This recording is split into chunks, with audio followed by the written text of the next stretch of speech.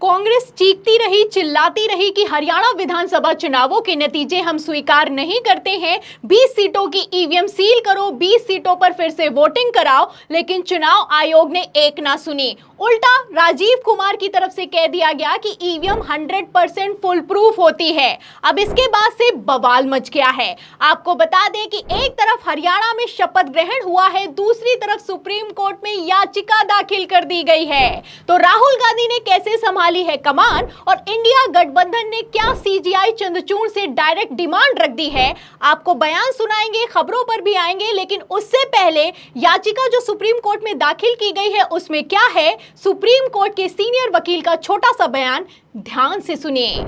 पहला पिटीशन में ये है कि जो कांग्रेस पार्टी ने अपना 8 तारीख को इलेक्शन कमीशन ऑफ इंडिया से प्रेजेंटेशन दिया था, जिसमें यह बोला गया कि 99% से 70% की बैटरी चार्ज पाई गई, जिसमें कांग्रेस पार्टी जहां जहां बैटरी चार्ज हुई है वहां वहां हार गई। मेरा प्रश्न यह है कि और जगह पर जहां ईवीएम यूज थी वहां पर 99% या 99% से लेकर के 70% की चार्ज नहीं हुई थी। तो 99% चार्ज ईवीएम का मसला खत्म नहीं होने वाला है। जैसा कि आप जानते हैं कि काउंटिंग के दिन पहले ही 99% ईवीएम चार्ज को लेकर कांग्रेस ने आरोप लगाए। इसके बाद सबूत चुनाव आयोग को भी सौंपे गए, लेकिन चुनाव आयोग तब माना नहीं और अब याचिका सुप्रीम कोर्ट पहुंच चुकी है। आपको बता दें, याचिका में साफ लिखा हुआ है कि जो 99% ईवीएम चार्ज है उसमें भारतीय जनता पार्टी जीत रही है और जो ईवीएम 60 से 70% चार्ज है उसमें कांग्रेस को बहुमत मिलता हुआ नजर आ रहा है। राहुल गांधी ने पहले कह दिया था कि इस बार हम सिर्फ चुनाव आयोग से सवाल नहीं करेंगे बल्कि टेक्निकल टीम का गठन किया जाएगा और ये टीम जो फाइंडिंग्स निकालेगी, जो सबूत निकालेगी, उन सबूतों के आधार पर एक्शन होगा। तो यही सबूत पहले चुनाव आयोग को दिए गए।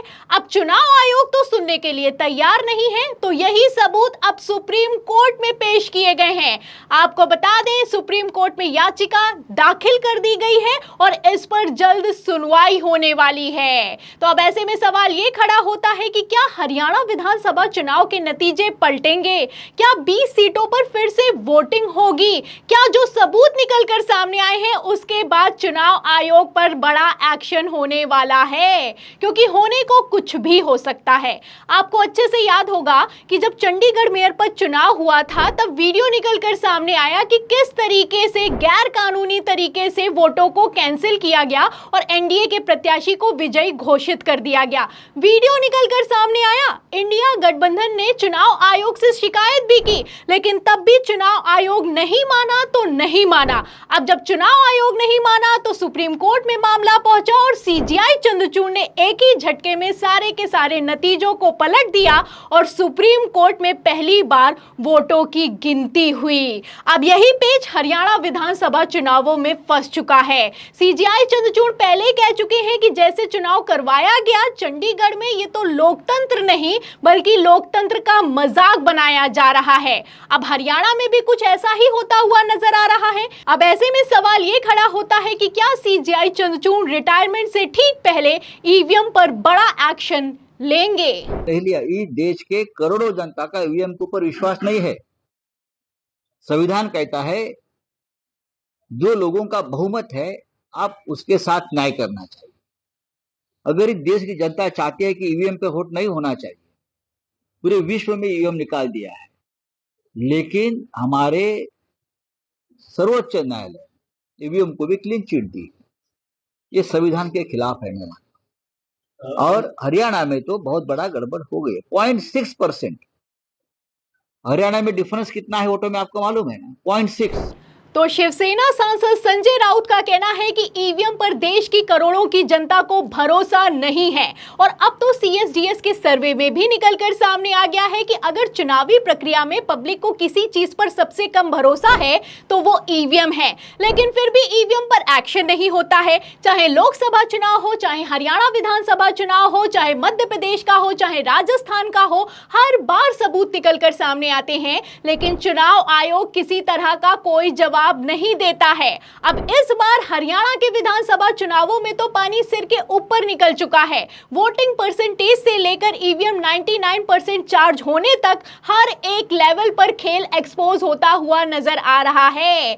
आप अच्छे से जानते हैं कि कांग्रेस और भारतीय जनता पार्टी के वोटिंग परसेंटेज में 1% का भी नहीं अंतर है, लेकिन सीटों में 11 का अंतर है और यहीं पर चुनाव आयोग फंस गया है। क्योंकि चुनाव आयोग की तरफ से मैं आपको बता दूं कि जब 5 अक्टूबर को वोटिंग हुई थी तब चुनाव आयोग का कहना था कि हरियाणा में 61% के आसपास वोटिंग दर्ज की गई है, लेकिन यही आंकड़ा 7 अक्टूबर को बढ़ा दिया गया। 7 अक्टूबर को चुनाव आयोग ने कहा कि 67% के आसपास वोटिंग हुई है।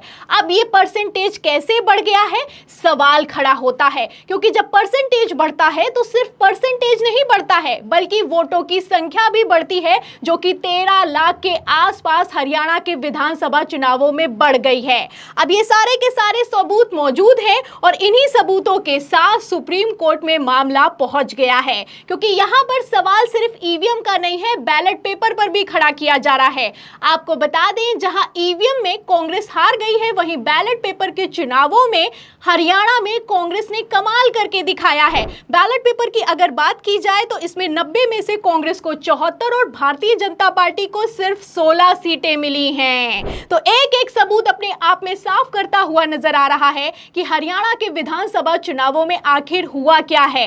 पहले तो दीपांकर दत्ता की बेंच ने सुप्रीम कोर्ट में ईवीएम को क्लीन चिट दे दी थी और कहा था कि बैलेट पेपर वापस नहीं आएगा, लेकिन अब सबकी आस और सबकी डिमांड सीजीआई चंद्रचूड़ पर अटकी हुई है। सीजीआई चंद्रचूड़ से मांग की जा रही है कि रिटायरमेंट के पहले ईवीएम पर कोई बड़ा एक्शन लीजिए, वरना इसी तरीके से कथित तौर पर लोकतंत्र की हत्या खुलेआम की जाती रहेगी। तो फिलहाल मसला सुप्रीम कोर्ट में पहुंच गया है। एक तरफ शपथ ग्रहण हुआ है, दूसरी तरफ सुप्रीम कोर्ट में याचिका पहुंच गई है। अब इस याचिका पर सीजीआई चंद्रचूड़ क्या एक्शन लेंगे? क्या एक बार फिर से हरियाणा विधानसभा चुनावों में वोटिंग होगी? क्या 20 सीटों की ईवीएम सील होगी? और क्या चुनाव आयोग अपने ही खेल में फंस गया है? इस सवाल के जवाब में इस पूरी खबर पर आपकी जो भी राय है हमें कमेंट बॉक्स में जरूर लिखें। वीडियो को ज्यादा से ज्यादा शेयर करें ताकि सच्चाई दूसरों तक पहुंच सके। हमारे चैनल को लाइक करें, सब्सक्राइब करें, ज्वाइन करें। फिर मिलती है अगली खबर के साथ, तब तक के लिए धन्यवाद।